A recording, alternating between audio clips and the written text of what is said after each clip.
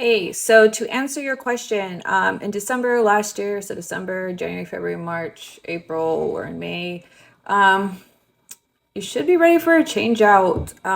Also, what kind of metal did you change it out to? Was it titanium? Was it gold?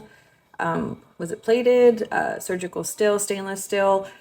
Also, was it this right fit? Was the diameter correct? The gauge size, were you pierced with an 18 and then changed it to like a 20? I mean, so many factors. Also, cleaning it with saline wound wash. I recommend 3 times a day on the outside, twice on the inside. You don't want to dry out the mucous membrane inside the nostril.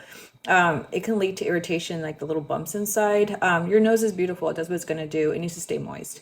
Other than that, though, just trying to touch it with dirty hands. Other factors in is like, how did they pierce it? Was like an angle up and down? Like, there's lots of things that can cause it to be that way.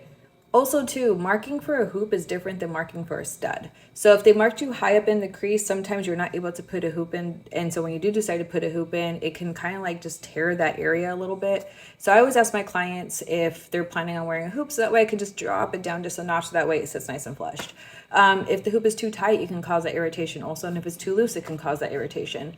Other than that, though, I would just check the metals and just see if you are pierced appropriate for a hoop.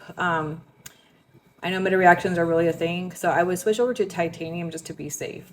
Other than that, though, just keep cleaning it. Don't use dial soap. Don't use alcohol. Don't use peroxide. No harsh chemicals around the area. Saline wound wash is a good one to use, but that's what I would recommend. Also, don't touch it, don't twist it or any of that kind of stuff, because you're just opening that wound again.